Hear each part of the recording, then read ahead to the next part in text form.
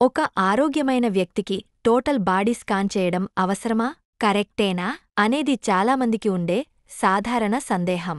స్పష్టంగా చెప్పాలంటే, హెరిడిటరీ జబ్బుల రిస్క్ ఉన్నవారు, కుటుంబంలో క్యాన్సర్, హార్ట్ డిసీజులు, డయాబెటిస్ లాంటి వ్యాధుల చరిత్ర ఉంటే, ఏమన్నా ముందస్తుగా తెలిసేందుకు స్కాన్ ఉపయోగపడవచ్చు. వయస్సు 40 పైబడినవారు, లేదా స్మోకింగ్, ఆల్కహాల్ హిస్టరీ ఉన్నవారు, వీరు డాక్టర్ సూచన మేరకు స్కానింగ్ చేయించుకోవచ్చు.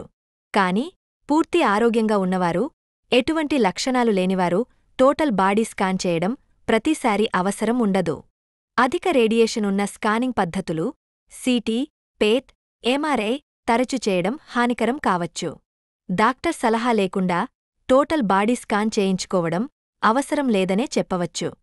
కానీ ప్రివెంటివ్ హెల్త్ చెకప్లో భాగంగా కనీసం సంవత్సరానికోసారి బేసిక్ టెస్టులు చేయించుకోవడం మంచిదే.